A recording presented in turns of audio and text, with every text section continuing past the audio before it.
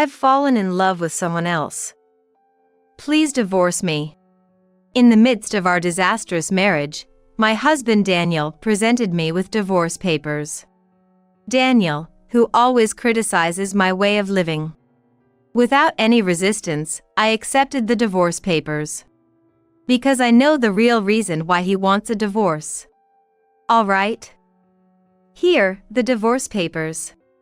I shoved the signed divorce papers back at Daniel, who looked puzzled by my lack of resistance.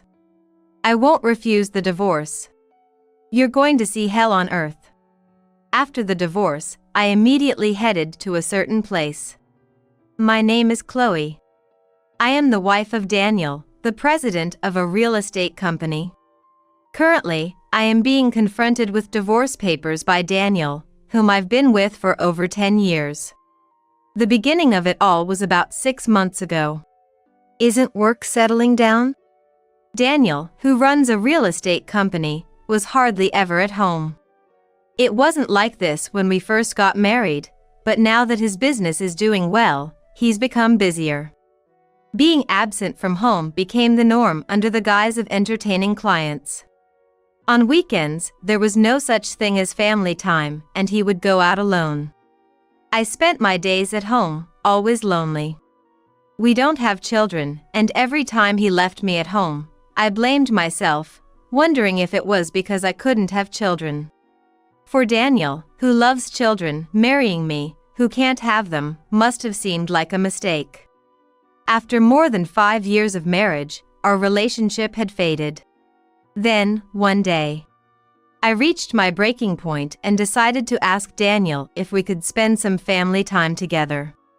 Dinner was over, and Daniel was indulging in his hobbies. I tried talking to him, but he didn't respond.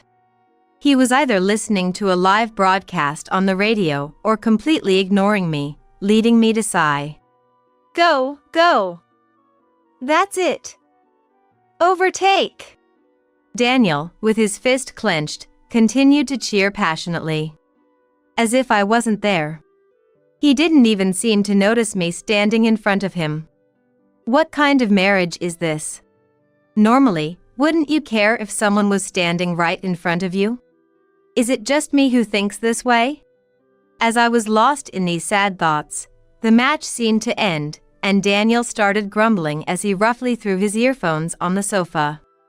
What the hell was that jockey doing? Get it together, I'm betting a lot of money here. From the conversation, it seemed he was listening to a horse racing broadcast.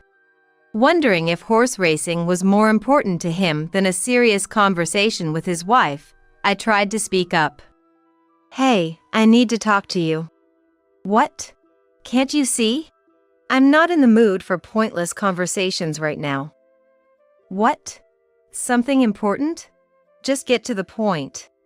Daniel glared at me irritably, venting his frustration from the loss. Why do I have to bear the brunt of your frustration from losing at horse racing? Before I knew it, my sadness spilled out, and Daniel retorted angrily upon hearing my words. What did you say? I've been waiting for your horse racing to finish because I have something to say. Why do I have to be spoken to like that? What have I done? Perhaps it was the loneliness of not being cared for. When he was home, he would spend his time on his hobbies, not thinking about me at all. As long as he provides money, that's enough for him. It became clear during this fight that he was with me with such a mindset. Stop making a fuss. If you have something to say, wait for a time when I'm in a good mood. You're hardly ever home, and when you are, you're off to entertaining clients or spending time on yourself.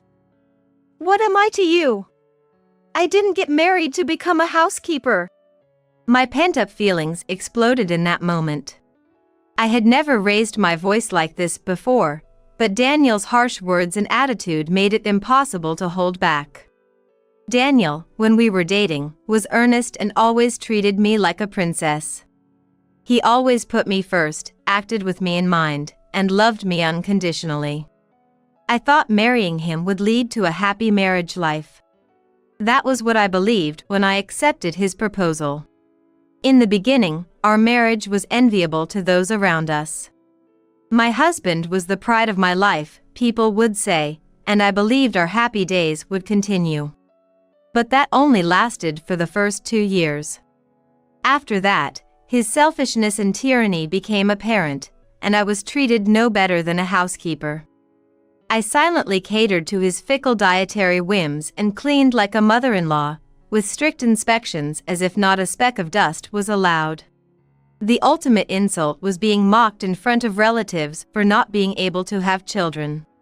Though the relatives intervened, his harassment didn't stop. When I wasn't there, how often he called me useless. I endured those humiliating days because of the memories of his kindness when we were dating. I was grateful for the love he had given me then, which allowed me to endure any harsh treatment with a smile. But now, what about him? The man before me seems like a stranger compared to who he was. He shouts at people on a whim and seems bothered by my very existence. Why is he still living with me if he finds me so annoying? It would be better if he just left me. As I was haunted by these sad thoughts, Daniel uttered unbelievable words. You've become such a hassle. When we were dating, you did everything I said and were pretty cute, so I married you. But I never thought you'd turn into such a troublesome, wrinkled old woman. Being with you just irritates me. You're useless, can't even have kids. What kind of wife are you? You're more like a housekeeper now. I was devastated by his words. He doesn't see me as a woman anymore.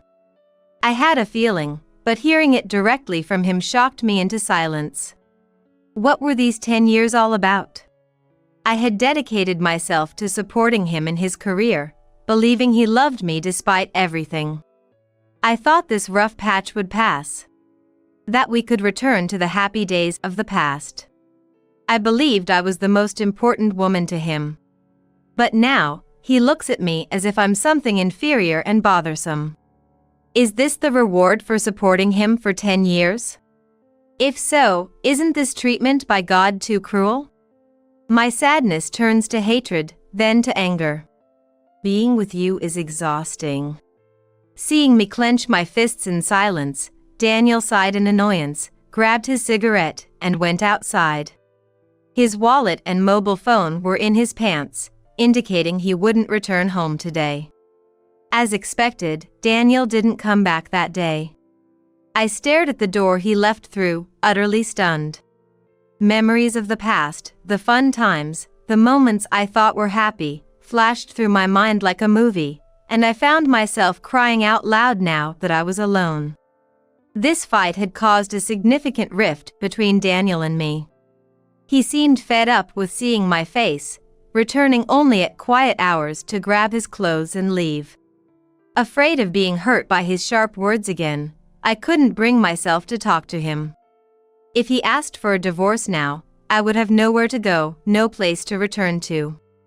My parents died in a car accident shortly after I got married. I was like a shell of a person when I lost both of them within a year. Daniel was my support, and I truly believed marrying him was the right choice. To me, Daniel was the only family I had left. I had no acquaintances to turn to. Only relations with my in-laws. But I couldn't bring myself to complain to them about their son. They loved me dearly, but no parent wants to hear complaints about their child. I could even risk being disliked by my in-laws. Back then, I was too scared to act, thinking of myself as a coward. I wondered if I would have to live as a housekeeper by Daniel's side for the rest of my life. Such thoughts made my pillow wet night after night. Then, after some time, Daniel came home in a surprisingly good mood. Despite not speaking for over 3 months, he returned during the hours I was awake and brought a shortcake as a gift. Chloe, here. What? The sudden change in his demeanor left me casting a frightened look his way. Seeing my gaze, Daniel laughed awkwardly and tilted his head, extending the box of pastries towards me. I've been wrong. I regret being cold to you that day. I want to spend happy days with you again. Can we make up? Tears broke through as I looked at Daniel apologizing. The gentle Daniel I knew seemed to have returned. I remember hugging him, harboring a faint hope. Daniel, true to his word, started treating me with care. He was kind, like when we were lovers, and made an effort to come straight home. Despite his busy schedule, he prioritized our time together, increasing the moments we spent as a couple. Actually, at that time, the company's performance was declining. I was in despair. That's probably why I took it out on you. I'm really sorry for making you feel terrible. During a lazy afternoon, watching a movie side by side on the couch, Daniel stroked my hair and shared his feelings from that time.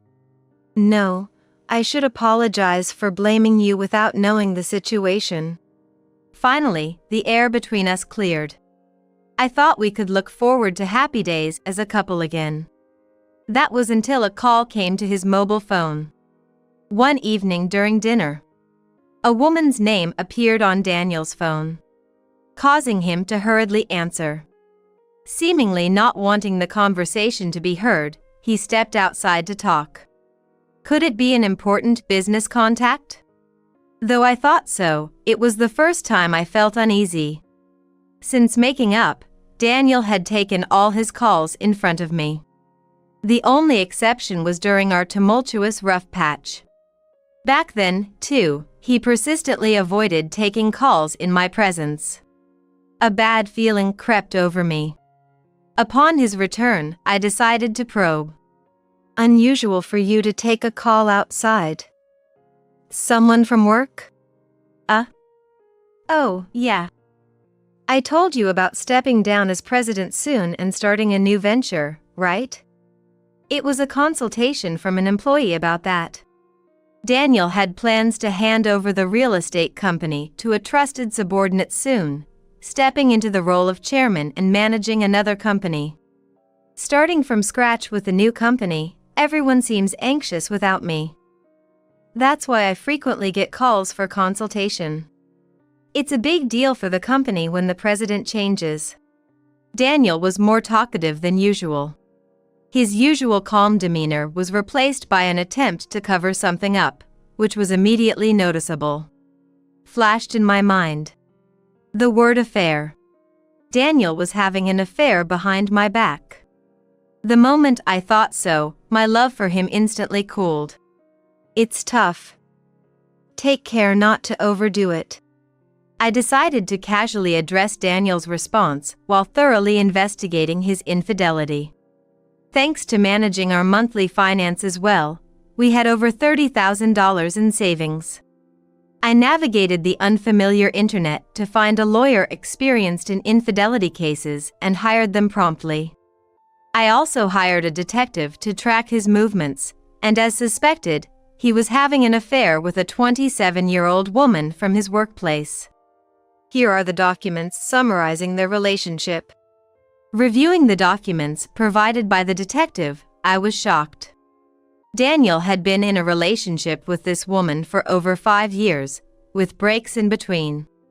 They had gotten back together around the time of that dinner call. So that time. Our rough patch was because of Daniel's good relationship with this woman. Daniel started talking about making up because he was dumped by her and was seeking comfort. I was merely a convenient presence for him. Realizing this, I decided to meet someone. Using the weekend Daniel said he was on a business trip, I headed to a certain place. I resolved to take revenge on him. Sometime after discovering his affair, Daniel's new company was established. He successfully transitioned from president, and we found ourselves surrounded by a lavish dinner at home. Congratulations on your hard work, Mr. President. It's going to be even tougher managing 2 companies, but good luck. Since then, Daniel and my relationship had reverted to the hellish atmosphere of our rough patch. Daniel's relationship with his affair partner was thriving. The detective's investigation revealed that Daniel's affair partner was possessive and jealous, leading him to neglect me as a woman to avoid being dumped by her. To ensure such an atmosphere wouldn't arise, he deliberately used cold words and attitudes to keep me at bay. He treated me as if I were just a punching bag when irritated. Apparently, that's how I was treated. All of this came to light because Daniel's affair partner, taking advantage of my absence on social media, revealed everything on her own accounts. The detective stumbled upon this, making Daniel and his affair partner's thoughts transparent. With that, I had all I needed. Next is... As I was thinking this, Daniel, with a cold gaze, sighed heavily and handed me a piece of paper. I don't want to eat your cooking. Spending money on such nonsense, who do you think is keeping you alive? I wasn't giving you money every month just for you to waste it like this. Daniel glared at me as he yelled. I was unfazed by his gaze. Looking down at the paper he handed me, the words divorce application jumped out at me. I've found someone else. Please divorce me. Daniel, unashamedly as if it were the most natural thing, declared he wanted a divorce. He must have thought, given the last 6 months of mental breakdown, I would readily accept. Though his thoughts were transparent, I chose to say nothing. All right. Here, the divorce application.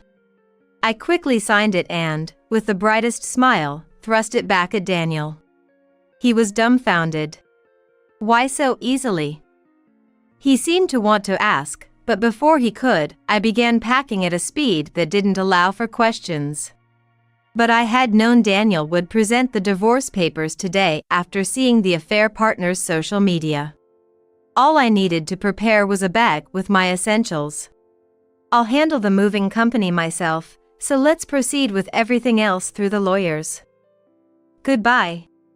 Ignoring Daniel's attempt to call me back, I quickly left the house.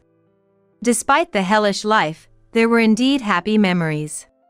I was severing ties with Daniel and his home, heading somewhere else. The next day, I called the company where Daniel's affair partner worked. She was a new employee at the headquarters where Daniel was stationed. Having started a relationship with him after a one-night mistake at a company drinking party. She was now 5 months pregnant. The child was likely Daniel's. Intending to confront them with this shocking truth, I summoned them. Please come to the chairman's house tonight. We have something to discuss. The time is... I called out the affair partner's name over the phone, telling her just that without further discussion. Then hung up, waiting for nightfall. When the appointed time arrived, the two showed up at Daniel's house. Daniel, having apparently made numerous calls to his parents, entered in a rage. Come on, Mom. What's going on? Why aren't you answering the phone? What's this? Upon entering the living room, Daniel, with a sense of entitlement, angrily addressed my mother-in-law, Evelyn. However, as soon as they entered, the sight that greeted them left Daniel and his affair partner unsettled. Can't you see?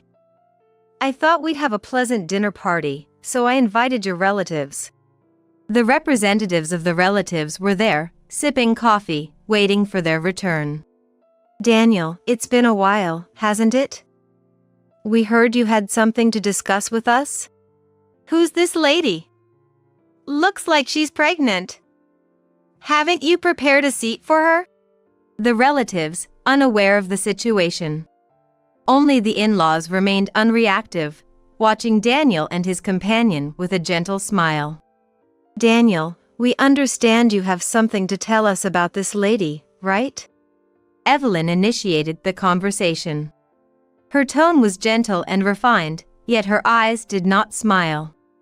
Instead, they were wrapped in a frighteningly dark aura, making Daniel's spine chill. What are you talking about? There's no need to play dumb. We've heard everything from Chloe.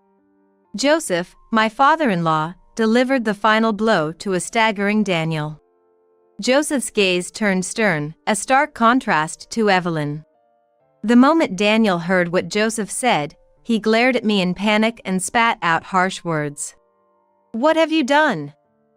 You're no longer my wife or anything to me, so don't meddle in family matters." "Not your wife? What do you mean by that?"